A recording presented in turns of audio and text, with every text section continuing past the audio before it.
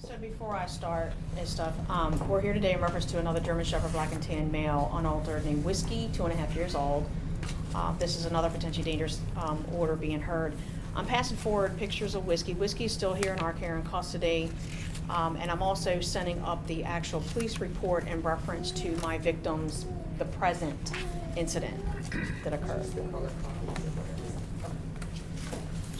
And then for the record, Officer Santiago is going to interpret for her if you have any questions for her or if she wants to give any more input in reference to the incident itself. The police report is pretty accurate, so if you wanted to read that while I was passing it through.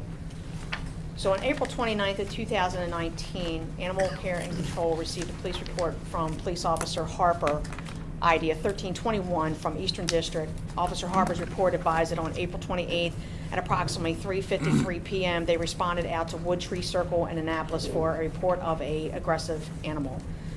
The caller reported that a German Shepherd just bit someone. Upon Officer Harper's arrival, Officer Harper spoke with Mr. Christopher Hemrich, whom stated that his German Shepherd had been accidentally let out of the residence by a child.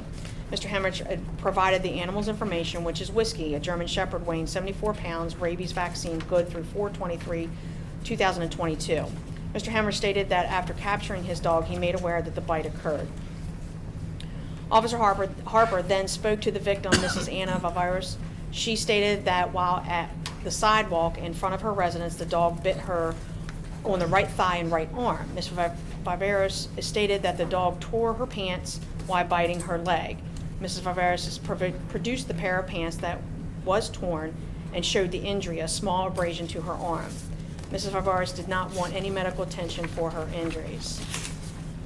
Officer Harper then spoke to the witness, which was Mr. Matthew Gibbons. Mr. Gibbons stated that he had only seen the last part of the incident. However, he did see the dog bite Ms. Viveros. An exposure report on Mrs. Viveros was called in. I briefly spoke to Mr. Matthew Gibbons. I still haven't got a statement as of today. However, he did agree that the police report was accurate. Animal Care Control Bite Officer Herbert received the bite report on Mrs. Viveros, and the police report researched history on Mr. Hemrick and the address provided by Officer Harper, and learned that on October 29, 2018, Mr. Hemrick's dog Whiskey was involved in a bite to a juvenile 14-year-old Carter Summerall while he was getting off the bus, and Whiskey was at large at that time and charged Carter and bit his arm. His injuries were minor and it broke the skin. Animal Care and Control issued an administrative warning letter to Mr. Hemrich that advised some recommendations to help prevent any further incidences with Whiskey. Those recommendations were as follows: enrolling him in behavioral trainer, neutering him, securing the pet inside a crate or locked room, or securing with secondary barriers to prevent escape to the public, and a 6-foot leash with a muzzle when off the property with an adult. This letter also advised that if any subsequent reports received may initiate an order under Anne Arundel County Code, Article 12-4403, under dangerous animals. On April 29, 2019, Officer Herbert contacted the dog owner, Mr. Hemrich, and advised about the present bite, reported, and due to the prior history, that he would have to bring Whiskey in under quarantine and public safety investigation. Mr. Hemrich brought his dog in on May 1st, 2019. On May 2nd, 2019, Animal Care Control issued a potentially dangerous order and means to protect the public under Anne Arundel County Code, Article 12-4403, under potentially dangerous and dangerous animals. An amended order was sent to Mr. Hemrich on May 10, 2019 to take out the crate and room. However, all other conditions remained. May 15, 2019 received an appeal from Mr. Hemrich. Whiskey is still in our care and custody and no compliance at this time. Ask her if she wants to add anything more than what I said. De todo lo que ella dice, de lo que pasó. Okay. You can didn't address it to them. She did not understand most of the stuff that Officer Thomas stated, but she has a couple things that she would like to add if, in regards to the case and what happened that day. Absolutely. After this. So on that day of the incident, she came out to her vehicle to unload some stuff, and upon returning back to her home, walking back to her house, the entrance, she heard the dog barking. When she turned around, the dog came at her and bit her arm at that time. Okay, upon that time, when she first got bitten from the dog, she screamed at the dog and pulled her arm off. And as she turned around to take a step into the house, the dog bit her on the backside and then released again, and she went into the house. Eso es todo. ¿Algo más? No, eso fue todo lo que pasó con el perro. Eso. So basically, that's how it happened. It was very quick, and her mind was juggling at the time, and she was just kind of afraid. And I did pass forward the police report in color so you can see that he did rip her pants. Okay. Anything else? And the dog is still here, correct? Yeah, Whiskey's still here. Okay. Please Yes. tell us your side. So I was downstairs just on my computer, and then my sister came down to me and let me know that my dog had been out, and apparently had been out for a little while without anyone telling me. Keep in mind, so both incidences, he was let out by her, and she has mental health and behavioral issues. It was deliberate on her end, so it's kind of hard to control. But when I went outside, I saw he was running around. The first thing I see is a neighbor with a gun, and then a neighbor with a stick, and they didn't take any of, so all their children were outside and everything else. They're all yelling at the dog and everything else, so obviously making the situation difficult. I'm just trying to get Whiskey inside, just to remove him from the situation. He had gone down, basically he thought he was playing, he was grabbing sticks and stuff like that, wasn't doing anything aggressive, there was no barking or anything like that. He literally thought he was playing. He had gone down to where the victim got bit, a little bit down the, so like I'm here, went to the right, I followed behind him, and I don't know if she didn't see me. I saw her at her vehicle. I motioned to like stop for a second so I could grab him, and I just heard her scream and then raise her hands up, and that's when I saw him bite her. Right, so I don't think it was like an aggressive act or anything like that. Like he was just like I think he thought he was protecting me because he was in between both of us. On top of that, so this isn't what I witnessed, but this is what my mother and my grandmother will talk about. The kids were throwing sticks at him and everything else. The man with the large stick, the man with the gun, like he was. It's nothing that she did that caused the bite. It was he was provoked beforehand. He was nervous. Like that's my understanding of the events. So I've taken him to the dog park 200 to 300 times with zero incident. He's not an aggressive dog. I'm not going to talk about it in the house because obviously dogs act how they do in their own home, right? That's their family, but. I will tell you, like from experience, like he has had zero incidents every time I take him to Cape St. Clair Dog Park. Mm-hmm. I've taken him there since he was 8 weeks old. Everyone there knows him. It's never been an issue with people or dogs. It's just that my sister put him in this scenario, and she's since been removed from the home, so that removes that possibility again. So.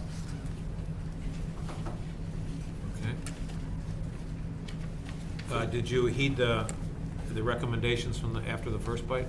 So I wasn't able to. So it was a couple of different extenuating circumstances. So I'm a manager for a large retailer. I was one of only 2 key holders at the time. So I was literally working every single day. On top of that, I was in a bad living situation. So our last home had massive like health department issues, like the water was unusable and everything like that. And we had to leave abruptly. So financially, I had to take care of that. Plus, I was using all my time between there and work. So not an excuse, but that is the reason why that I had not been able to take care of it. My work life has just now gotten stabilized. We just now hired people so that all the load isn't on me. So that's my situation. And what are you asking the commission to do? So I'm fine with the insurance just because it seems like a smart thing to have. But I am disputing the muzzle just because, like I said, 200 times plus at the dog park, zero issue. And the secondary barrier, I think it's unreasonable, especially since it's the only exit to my house. I feel like it's a safety issue. My mother can't get around well. My grandmother's over, she can't get around well. I don't think that's a realistic thing to ask. I have a fenced-in backyard with no gate, so he can't get out of the backyard. And it wasn't like he just snuck out behind somebody who was deliberately let out. My sister who's now living with her father, so. So did you get the insurance? I haven't gotten the insurance yet. Did you get a quote yet for it? Yes. And how much was the quote? A lot less than the last one. It was like $500 for 6 months. Okay. So I'm fine with the insurance. I can do that.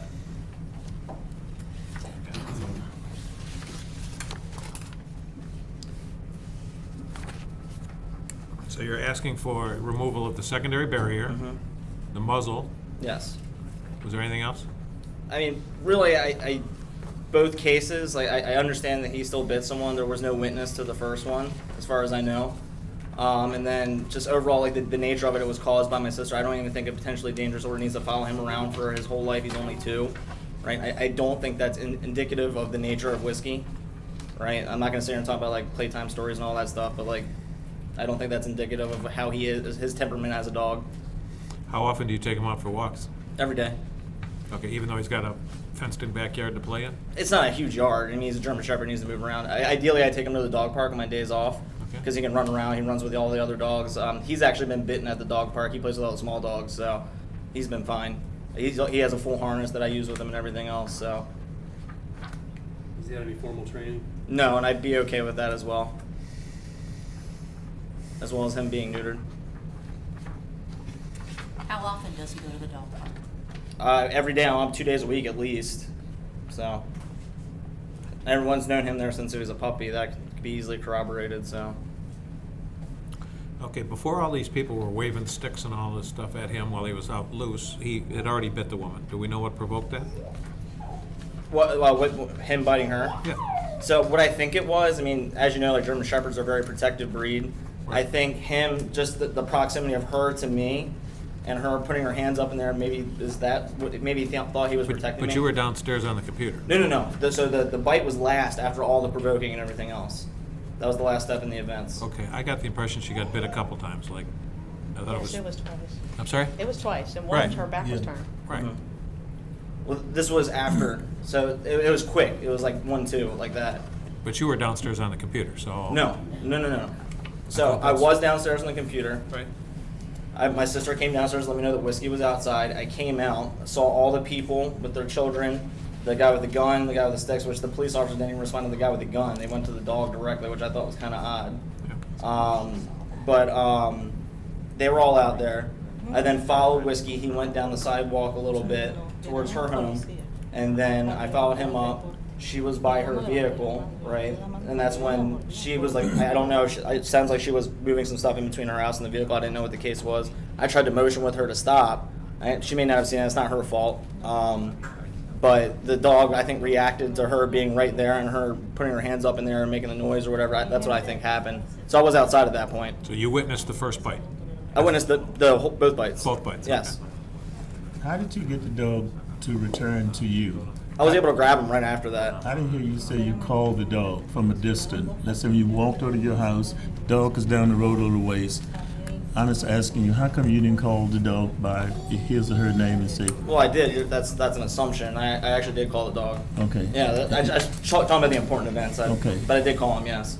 And how did the dog get out of the house the first time? Tell me again. My I, sister- I know she did, but how? From what position in the house? Was it in the garage? The only From exit is the front door. So she's Front literally door? taking the dog and opening No, the door. she opened the door and let him out. And just say, here, go outside. Yeah, 'cause she was trying to So it's argue not with my like- mom and prove a point. Right. So this isn't like she's just leaving a door ajar. No. And you said, I don't want you to have to tell us that your sister's never coming back home and nothing like that. You know, but how are you going to protect the public from your sister when she does come back to visit? So he can be downstairs with me because I'm in the basement of the home. I can key and lock that door and have him downstairs with me. He'll be fine with that. Plus the backyard, the exit for that's down there. But she's living with her father currently, so. Okay. And how did the dog get out in the first incident? That's what he said. Same scenario. Same thing, Mhm. both the same. Yeah. She's been diagnosed bipolar and ADHD, so. Do you have any, you talked about other people can corroborate, like from the dog park. Do you have letters from anybody, anything? No, I could get that if need be. I would have to Well, go we're there. here today. Yeah, right. Okay. Officer Thomas, you were going to say something? So, Yeah. just real quick and stuff, I know that he was sitting there talking about people and kids throwing things and a guy with a gun and a guy with a stick or whatever and stuff. I actually had Officer Santiago ask her of what she actually saw out there and if she did see that, and she said no. Yeah. So I'm not 100% sure because I don't actually have any proof that that was actually going on. However, I did wanted to bring something to the attention, and when I did get or Officer Herbert was investigating the first incident and stuff, I just wanted to read the actual statement from Mrs. Summers. This is the child's mother. Basically, she advised that in October, the 29th, her son Carter, who was the age of 14 at the time, was bit by the neighbor's dog, and when he got off the bus around 2:30 at the corner of Deep Creek and Hilltop Roads in Arnold. She advised the dog was not provoked. There was a lady trying to get the dog. She said it was her son's dog and she could not get him to go home. The UPS driver was there trying to get the dog away from the son for about 10 minutes. So I just wanted to add that in there. Basically, her son called her husband to come home from work. After looking at the bite, the husband took Carter to a pediatrician. Due to being an unknown dog, the pediatrician obviously told them to go to the ER for the rabies vaccine. She basically said in the meantime, she found the lady at another neighbor's yard trying to get the dog. I told her that the dog bit my son and needed to know if the dog was current on its vaccine. She yelled at me it was not her dog and that my son was a liar. She was verbally combative. At the time, I called 911. They were connected to animal control immediately. In the meantime, the owner arrived on the scene, attempted to get control of the dog. He had a collar with tags. I called my husband with the tag information. They did not receive a rabies vaccine, but did receive antibiotics. The owner was finally able to get control of the dog, and Officer Wolf wrote up the incident.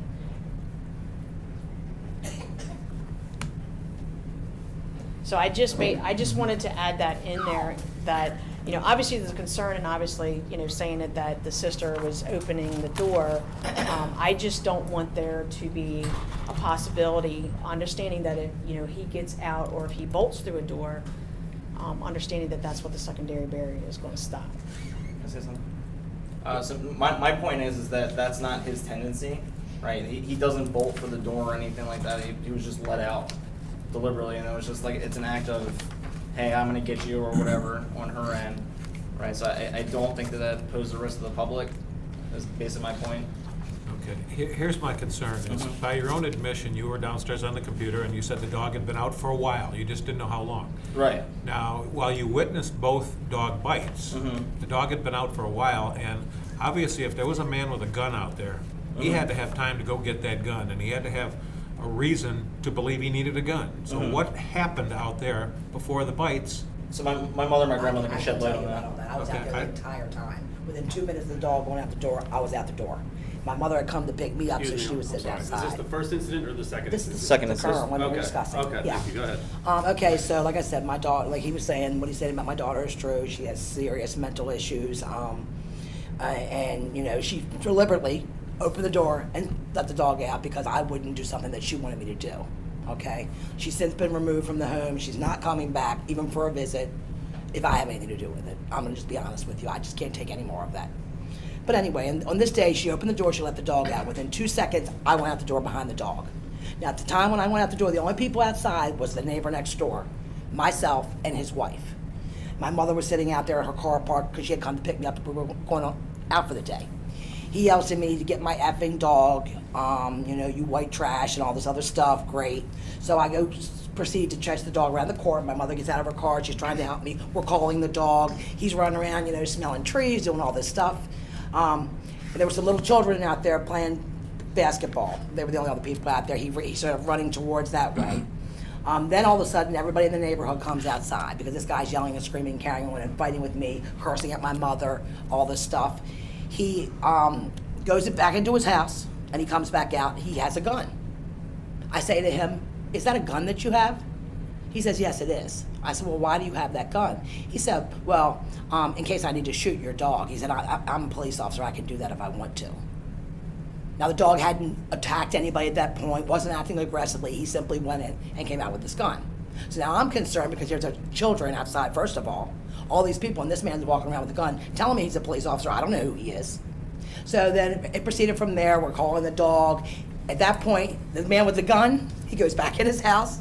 He comes back out now with dog treats because he sees now that the dog is not really aggressive. He's trying to help me to get the dog by tempting him with the dog treats, you know, and, you know, he's trying to help me out at that point.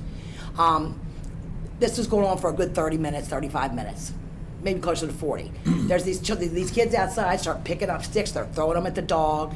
They're screaming at the dog. The dog's running around like crazy now all over the court, up and down the court, circle, circle, circle, circle. He then my son came outside, okay? The lady was down the street. It's not really that far. She's maybe 3 houses down from me. And my son went down there, you know, immediately went out to the right to where she lived, and that's when the dog, you know, she was scared, and I understand, and she raised her hands and was yelling, and the dog bit her from there. But, you know, this was a good 40 minutes of this dog being outside with these things happening before he did anything. You know, he was simply running around doing what dogs do, smelling trees, you know, happy to be out, blah, blah, blah. You know, as far as this barrier thing, I have health issues, mainly with my legs and things. This is the only exit from my home. There's no other way to get out. I have no back door. I have a deck with no steps, and I have a yard with no fence. My concern... No fence, no gate. Fence with no gate. My concern is, you know, if I have to get out of this house quickly, I may not be able to. If I have to stop to remove barriers and things like that. You know, so I'm concerned about that. You know, this dog, I also know about the first incident if you want to hear it, because some of the facts are not correct. I was out there for that too. I'm the woman that was outside. I have a question about the second incident. If you're Yeah. running around for 40 minutes trying to get this dog, why didn't you go back and get your son who got the dog instantly? I just said that he came outside. Yeah, after 40 minutes. No. No. It was, he didn't You come said out. you went out the door after 2 minutes, and the dog was running loose for almost 40 minutes before you went to get him. That's and not, he I did not say that. I did not say before I went I'm to get pretty him. sure that's what I I never just went said. and got him, so I did not say that. I'm not the one that Well, went maybe to you get didn't him. go get him. My point is, why didn't you? I did, because I'm trying to chase the dog. Because I had people outside with guns and sticks and cursing and screaming at me. What do you mean, why? I'm trying to get the dog. Okay. So he came outside, and within how much time was the dog under control? Maybe 10 minutes. I'm talking, how long before you came out the door before you got the dog under control? About 5 minutes, maybe less than 10 minutes. So- Less than 10 minutes. So less than 10 minutes. You saw all this go down, and she got bit when you went outside. So you couldn't get control of your dog within 10 minutes of coming out the door, and it bit this lady. That's what you're Correct. telling me. Correct. Right, Okay. we were trying to get the dog in. The dog was running off the street. The dog was doing all these things. But he was out there. But I'm not the one that went and got him. You know, I know this is hard enough on you explaining your situation, but not one time have I heard anyone say they took the lead and put on the dog. Your dog has been running free from what I'm gathering when it's outside. No one say, if the son had said, well, I ran in the house, I got my lead, and I put the lead on the dog. The dog roams the neighborhood, from what I'm hearing.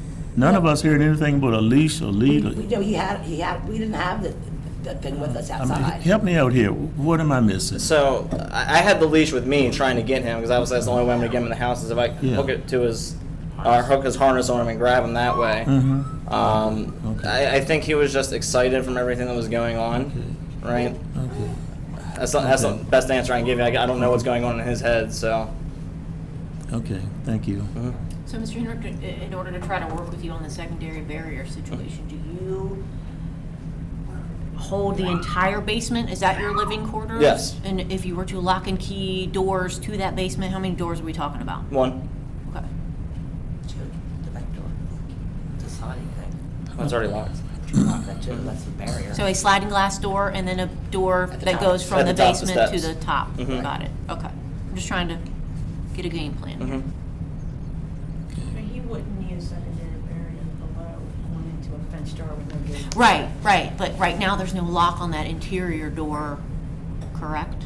Well, I have a storm door that locks, and I also have a big door. To the door from the The front steps that door. go It downstairs? has a push lock. Yes. I can lock it from the inside. Okay, Yes, that has a lock as well. got it. So I'm does just that thinking- comply as a secondary barrier? If he's in the basement. No, I thought she said I they mean, had as a far storm as- door, they got a full door and a storm door. Yeah, Is that- storm doors, because they can fail. You know, I mean, that's the only reason why we don't put that in any of the orders. or That's why I'm even asking. Consider them and Well, stuff. I mean, if there's a, like, say there is a storm door and an interior door, and then we have like a porch of some sort, and where the porch can be used as secondary barrier where there's a gate, a physical gate, where that person have to either go up the stairs, go through the gate and get to the door, Right. and stuff that would be considered. Or if it's an interior door to an interior door going in, like a porch, Okay. you know, going in, then we would consider that and stuff. I think that what we were concerned here is that, understanding how the dog got out, I think what we were concerned is that, you know, the dog was involved in 2 bites outside. Right. Understanding if he, you know, he's staying and he's friendly, you know, with everybody else and stuff, but these were unprovoked bites on both situations. And I think that's what I was concerned about. And as far as Anna's concerned and stuff, she's been consistent with her statement. You know, especially turning her back on the dog, trying to get into the house, and the dog made it a point to grab her enough to rip her pants. You know, that was a substantial bite, to grab a hold of her and rip her pants. Yeah. Anything else to say, to add? Yes, I'm Christopher's grandmother, And I was there, I had just pulled up in my car, and the dog got out. My granddaughter let the dog out. He started running, I got out of my car, started calling him, and the events as far as the neighbor cursing and carrying on did happen.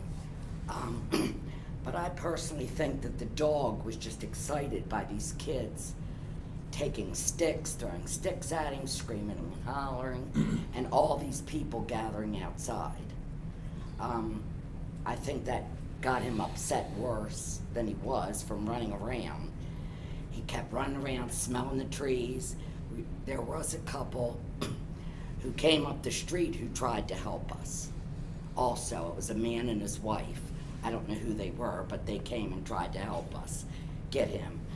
But I even opened my car door because he likes to go for a ride, but he wouldn't get in the car. So I just feel that mainly the dog did all this because he was excited. This lady, I saw the dog grab her shirt in the back, and she was throwing her arms up and hollering, and I think that made him more excited.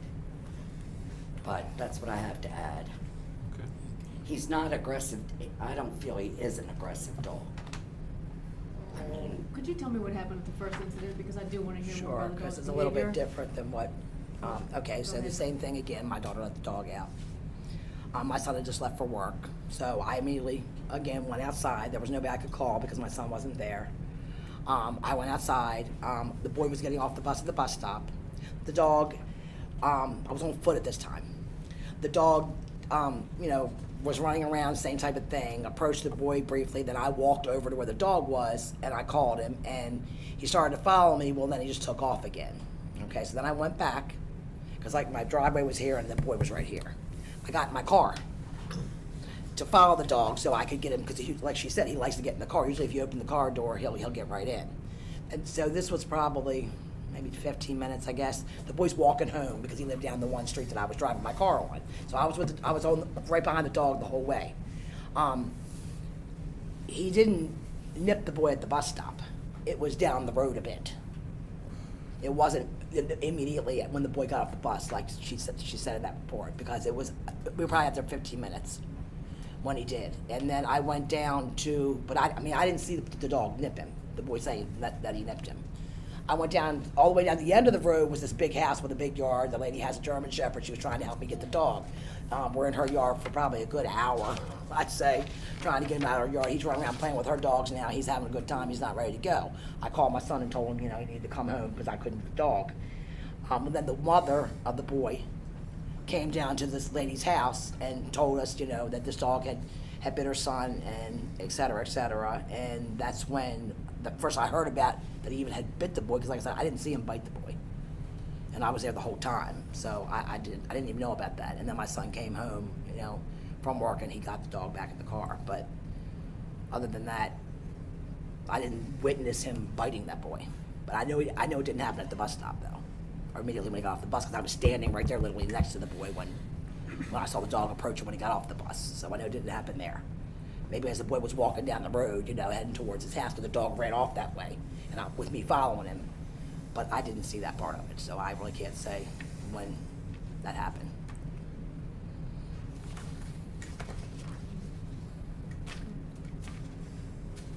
Okay, so just to reiterate, what you're still asking to be waived is the secondary barrier and the need for the muzzle, correct? Correct. Those are the only two things? Okay. Just want to make sure. Anything else anybody wants to add before we close this for deliberations?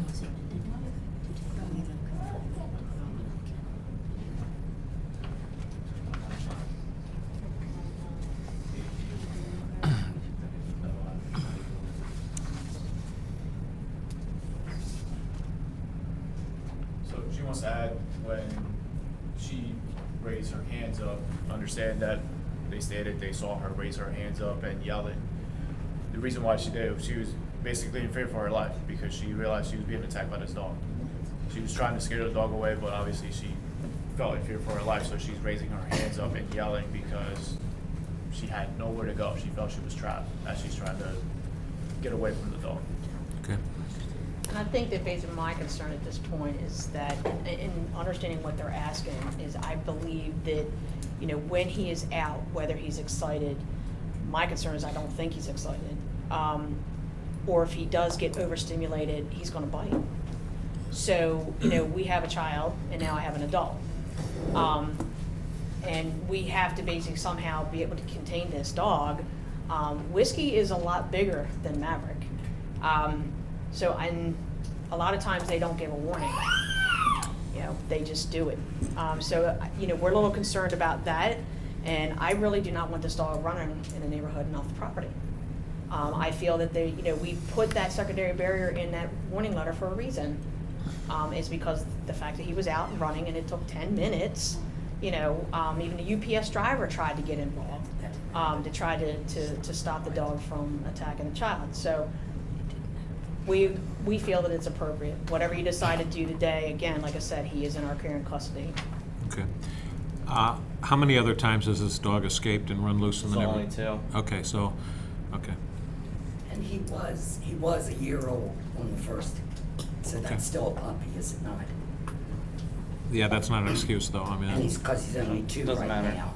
right. And also, I wanted to add that my grandson went immediately to talk to the people, the woman that was, but they didn't speak English, so we could not communicate with them. Sure. Okay. Anything else before we close the discussion, before we deliberate? We're closed to public participation, we're open to deliberation. Okay. Anything? I think the muzzle requirement is a necessity. I'm not too sure what to think on the secondary barrier at this point. I'm open to suggestions. I'm sort of the opposite. I think the secondary barrier is very important because that's how he got out. When he got out the front door. It wasn't when he was on a walk and on a lead. So, and based on the history, secondary barrier is pretty important. I could consider the muzzle portion as long as we add in training. That would be the only condition to swap that I feel is reasonable. Secondary barrier, strong. I think that the muzzle should remain in place anytime, especially anytime the dog is outside. And I'm trying to clear my head in terms of handicapped people in the house needing to get outside. But the secondary barrier is essential. It's just something we have to do, at least my recommendation. It's unfortunate, but you know, I don't need to go on and on, but the dog has been twice unprovoked, and we know that. So that's my take. I agree. The secondary barrier, I think it's only as good as if, you know, his sister doesn't come back and let the dog back out through both barriers. I mean, that's kind of the only issue with it. I mean, obviously, I think it definitely lends a helping hand when it can, but I mean, it's not going to mean anything if someone just lets the dog right out. Yeah. And as far as the muzzle goes, I mean, I feel like it definitely protects the public. So I don't see any reason why not to have it. I mean, there's no great argument for not having the muzzle. I mean, there's nothing that's going to hurt the dog. You know, if you look at the whole thing, I mean, there was a warning letter given. I mean, every one of these things has already been mentioned prior to now. I understand there's extenuating circumstances as to why the warning letter may or may not have been followed, but I mean, it was all right there. You know, could have been dealt with ahead of time, as far as I'm concerned. The dog has escaped twice and has bitten twice. By the mother's testimony here, it didn't happen at the bus stop when the child got off the bus. It happened potentially 15 minutes later. Then the dog ran to a yard and was loose for an hour. Then you called your son to come home from work, so how long did that take? Another hour? This dog's hard to catch. Then the second incident, you said the dog was running around for 40 minutes. So, you know, I am absolutely, ma'am, please.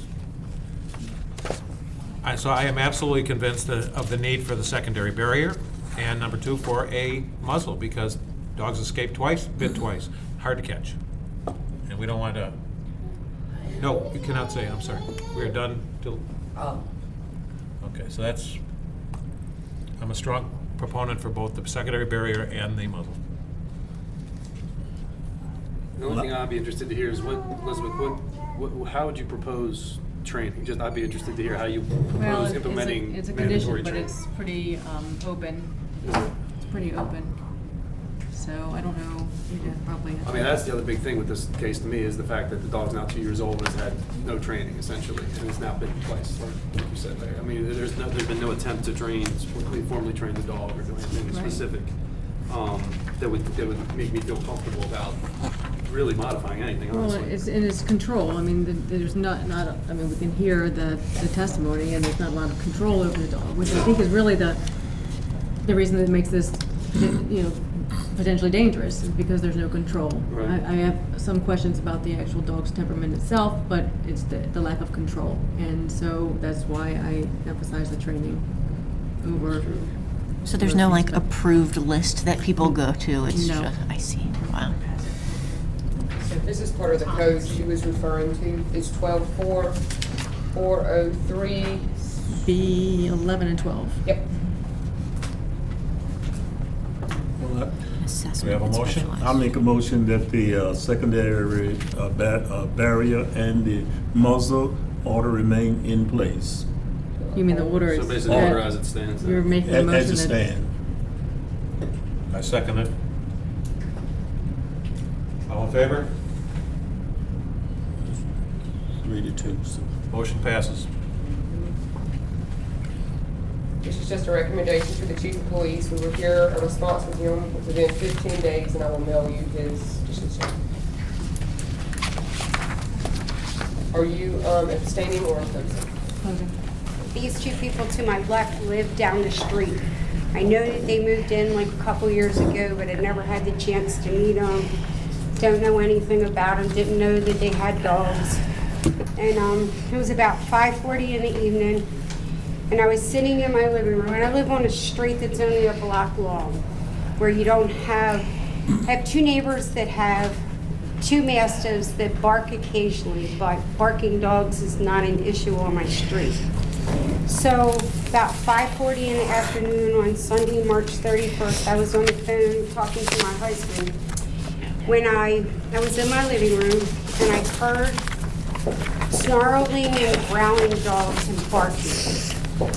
And I thought to myself, wow, they're really loud today. I was thinking it was the dogs across the street.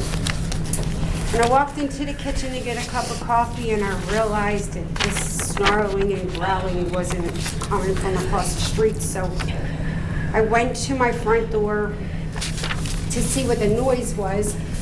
And the front of my house, the door's in the middle of the house, and there's about 12 feet on the right and 12 feet on the left, and in the corner just to the corner of the front of my house, sits an igloo. And it used to belong to a pit bull that I had, but he passed away, and my cat kind of adopted his igloo for its home. And my cat I got my cat 10 years ago. And she rescued him. And anyway, 10 years ago, when I got the cat,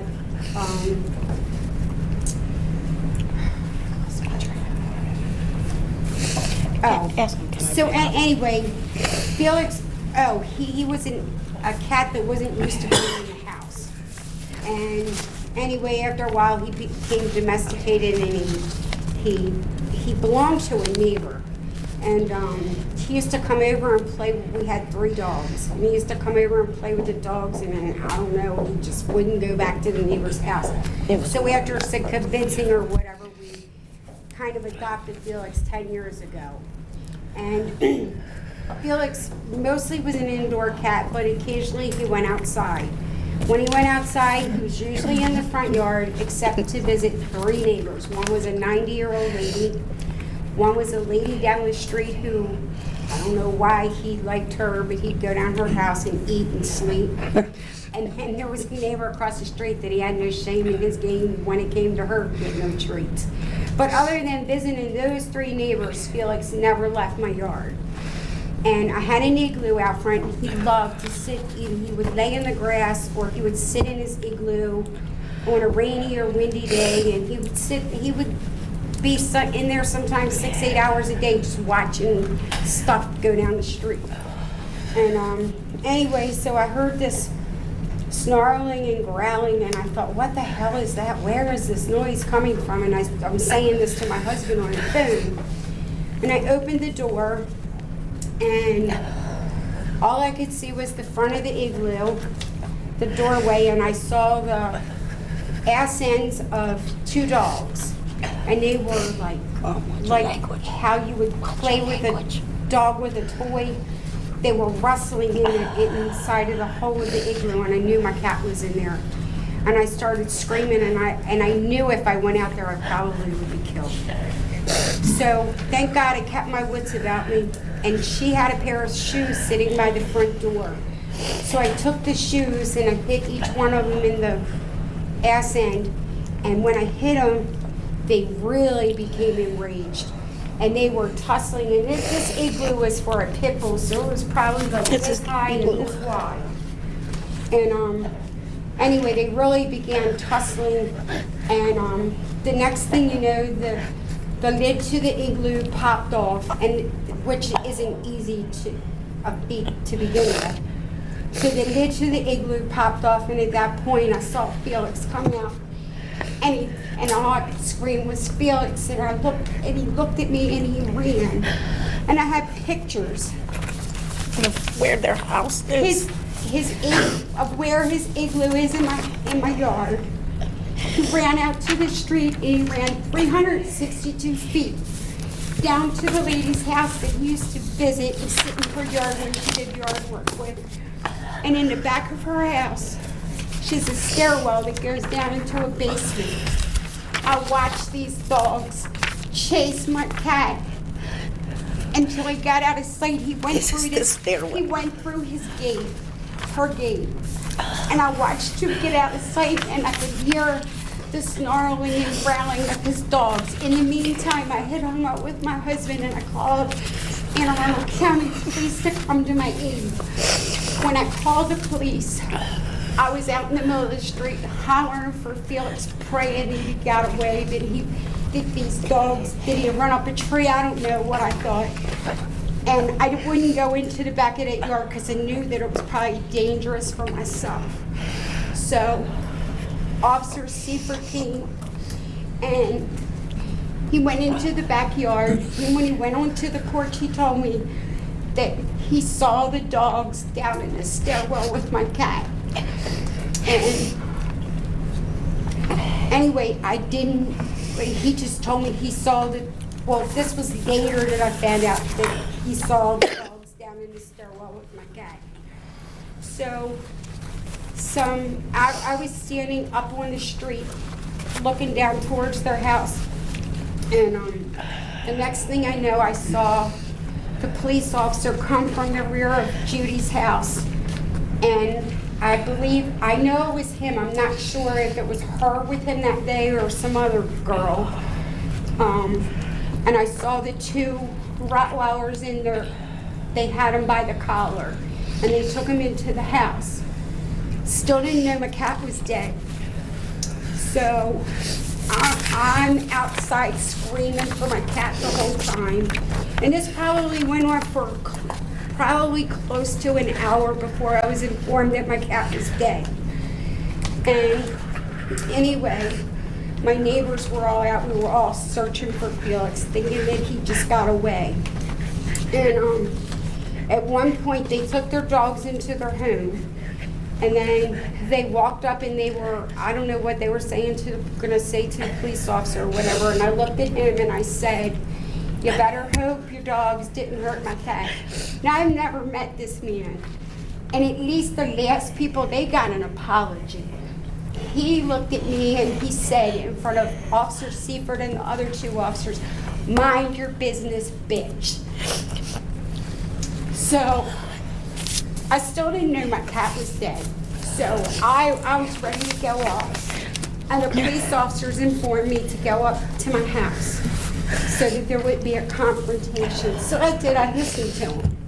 And I went home, and a couple minutes later, a police officer came up to my house. It wasn't Seifert, it was another one. And he asked me for a picture of Felix, my cat. And I didn't even think, why was he asking for a picture of my cat? I thought, in case they found the cat wandering in the neighborhood. So I gave him a picture of the cat, and he left. And I'm still waiting for somebody to come up and tell me what the heck's going on. And about half an hour later, I'm looking out the window, and I still see, there's a whole lot more police activity. So I'm thinking, why the hell are they still here? So I walked down to where Felix was killed, and I asked them, I said, I started to walk in the backyard, and the guy told me I couldn't go back there. And I said, sure I can, Judy. I said, the lady who lives here, she wasn't home. I said, she doesn't care if I come in her yard. I said, I come in here all the time. He said, no. I said, you can't come in. And I said, is there a dead animal back there? And it was something just told me. And there's also a cat called Harry, the homeless cat, who we take care of. That we take care of, and he frequents Judy's He's house. a feral. So I said to the officer, he said yes. Anyway, he answered me yes, that there was a dead animal back there. And I said, is he red and white? Now my cat Felix is black and white, and he looked at me like, red and white? I said, brown and white, red and white, orange and white, whatever color you call that cat. And he looked at me and he said, no, there's one that's black and white. Well, I was lost. And he asked me if I'll go in the back and look at the cat. And so he took me down into the stairwell. And I have pictures of what my cat looked like. This is him in the stairwell. 2 minutes before he got to that house. My cat, 6 weeks prior, had a tumor between his testicles and his penis. On his prepuce. Removed at a cost of $1,000. Well, I didn't have to worry about it being removed that day because he ripped his balls off. They took. Let me speak. I'm her daughter. Felix was technically my cat. I rescued Felix 10 years ago from a neighbor who had 4 cats. He dug 4 holes. No. He ran 3 of them over with the lawnmower, and Felix was the only one I could save. For 10 years, I took care of this cat. I have no kids. Felix was my kid. He was 24.5 pounds. He was over-nutritionalized according to the doctors, but I just said he had big bones. I loved my cat. I have a million pictures of my cat. I do TNR in my neighborhood, trap, neuter, and release, because I believe in saving all animals. That day when I got home, because my mom started calling saying Felix was being chased, and I tried to get there because I would have been bit saving my animal. I washed his dead body, and his nudicles fell out in my hand because he no longer had testicles. At which point in time, I did become enraged because I know this man. I cut his 3 feet tall grass when he offered me $10 because he had no lawnmower. At which point in time, the house that's next door to him, I helped that lady cut her grass for free all the time. He has to come out and put Reese, which was the dog that's euthanized, up when I'm in the backyard because Reese is very vicious at the fence. Mr. Wormley had sent me a text message telling me, and I have it on my phone, that if I would have been a grown-up about this, he would have just got me another shelter pet. That as if Felix's life didn't matter. $1 million wouldn't replace my cat, and another cat from here wouldn't replace Felix. He was family. And in the same text message, and I can show it to you, this man says they took both of my dogs. So what? They're animals. I'll just get 2 more. People like him should not have animals. When you allow your dogs to do what they did to my cat, and they euthanize your dogs, and you don't give a damn that your dogs are going down, and you figure you just get two more like a pair of shoes, you don't deserve animals. If you raise your dogs like this, what do you raise your kids like? This is not a person who should ever get this dog back. These dogs are left out. Originally, when they first moved in, they had a different dog with Reese, and they had him on a 1-foot chain, and it was wrapped around a tree.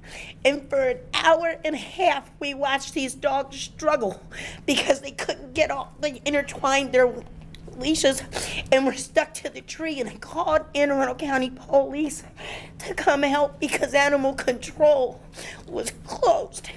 For an hour and a half, he sat in his house and refused to go out and help them dogs to get free and bring them in. He turns his dog loose in the backyard and leaves it there for hours on end.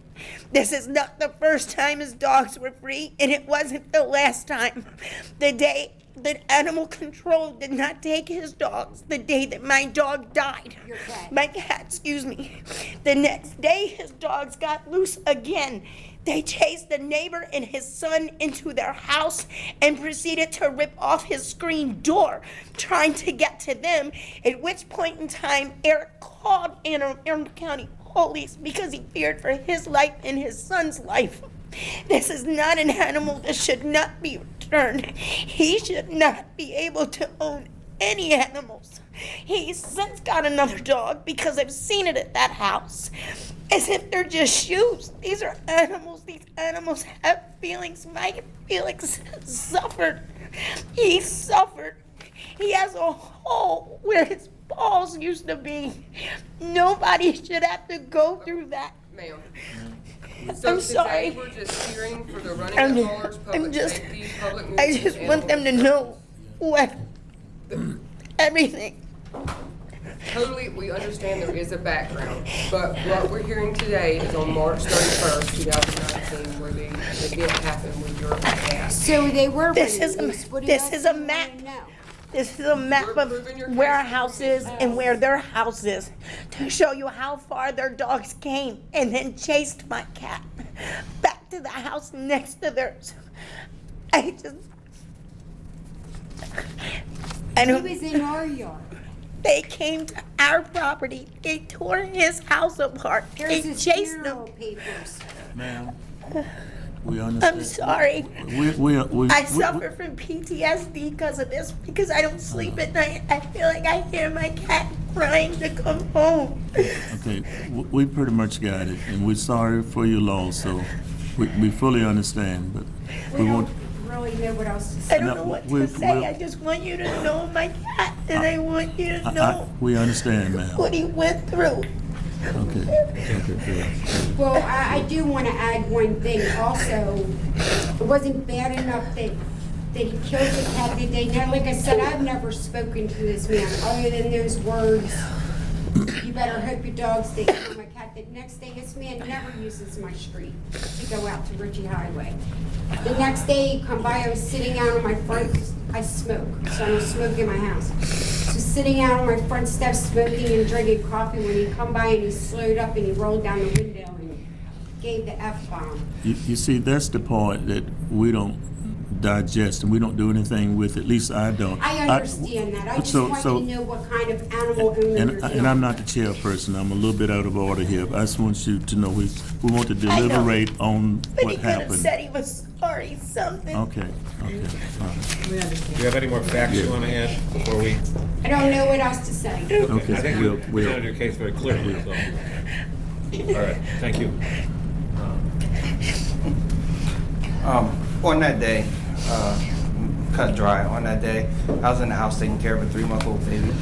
I have a son, he just had a kid, and I can't be aware of everything that's going on, especially with a 3-month-old. He's hungry, he's tired, he's crying, whining, everything that's going on. I let the dogs out that day to go in our fenced-in backyard. I was not aware that there was a part in our fence that was actually loose, because I guess there's a way that it's got configured, and I called the fence company about it, and since then it's been fixed. But I didn't know it was loose, and apparently there's a part missing. There's a timeline missing of the dogs getting out and getting to the cat or whatever have you. I've never had an incident where my dog's been out before on the street because there's never been animal control called about that. There's never been any evidence of that. There's never been any documentation of that. My dog's being out. So my dog has never been out off our property. This is the first time the dogs got out. Now, the one dog, Reese, is the aggressor dog. She is the older dog of the litter of what we have in King, which is at home now, that we got back from our dangerous order that we have that was put in place for us, and we have done everything precautionary for our dog. So we have not bought another dog yet.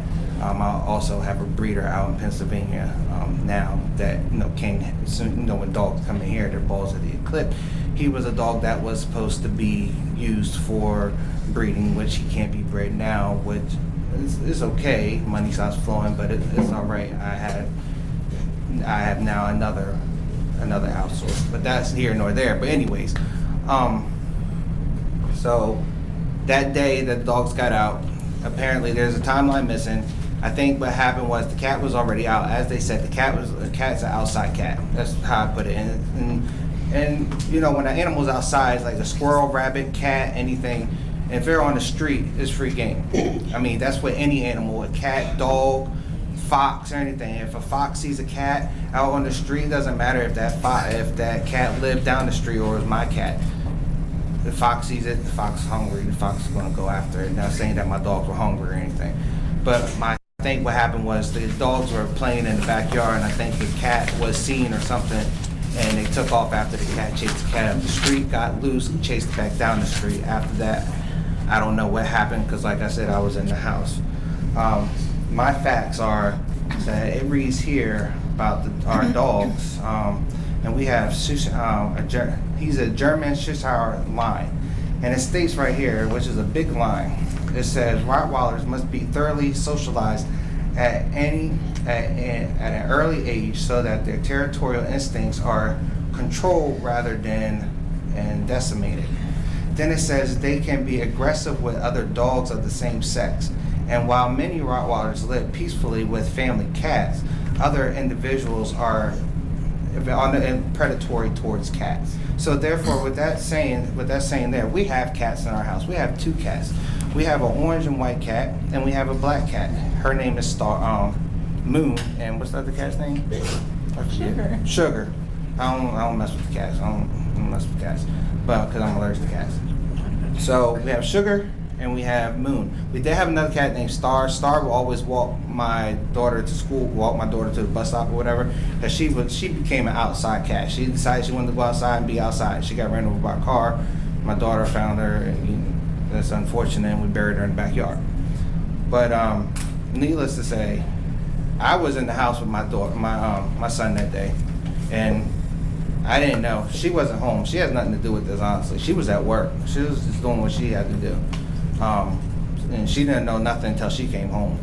But Reese was put down because I and us as a family collectively felt that she was the aggressor and that she was, she was part of this whole ringleader thing. King's fine. He's home. He's in the house. He goes outside. He goes to the bathroom. He sits by the door. He comes in. He doesn't even like going outside, honestly.